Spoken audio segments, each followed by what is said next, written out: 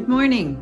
It's Chelsea Rousso and I'm here at my studio ready to begin working on the Mer Shark's new top.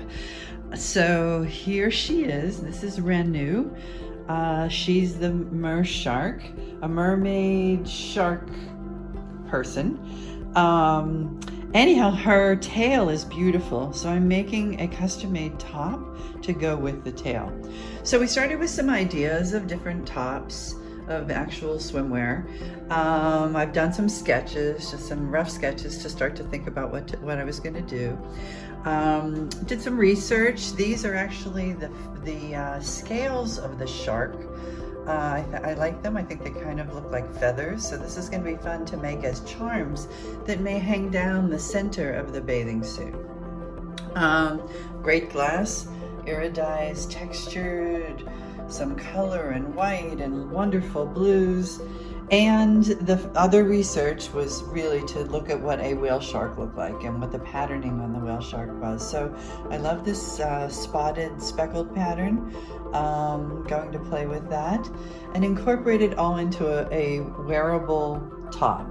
So I've already done step one, which was to cut the pieces of glass the shape of the top that I would need. And this is a very interesting glass. It actually looks green like this, but it's called a striker and it's going to turn color. So I wanted this wonderful shark skin gray color to use as my base. So I've cut the pieces, I've added all the hooks in already that will be used to strap the piece onto the model. And it was fired. So now I'm going to use all these other glasses, and there's some things up here called frit that I will, and pieces of glass that you see there. I'll be incorporating those into a design.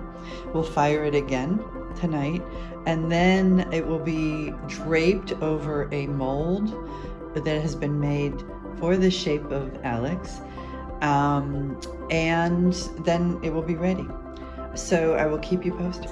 The top is finished. I put all of the frit and stringers and color and got it all ready. So it will be ready to go into the kiln and fire tonight. Now I'm going to work on the little hanging pieces that are going to go between in the front area and possibly on some straps. I'm preparing this piece to get ready to slump. So one of the things that I've done is I've connected the two pieces together with a wire because I'm going to end up teetering them over my mold in the end. But in the meantime, I've been working in my outside studio, and one of the first things I needed to do was to sand the mold. So I've taken the mold, this is a fiber mold, and I've sanded it first with a hand sander and then with sandpaper, of course wearing protective respirator and goggles because this material is very toxic as you're sanding it when it's airborne. So I sanded it down. Now I'm going to mix up some, it's a kiln wash that's also mold fortifier. So I'm going to paint that over top of this, let it dry, paint it again, do a few coats of that, and then it'll be ready to go into the kiln. With the paintbrush and the mold fortifier, I just painted onto the piece. Whoops, sorry.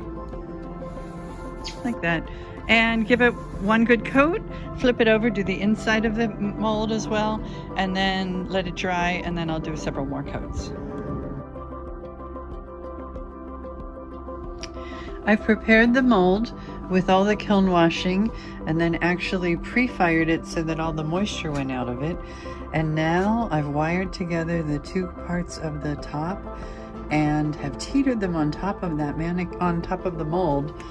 And I'm ready to turn the kiln on and let the pieces drape over the mold, and hopefully we will have a beautiful top in the morning.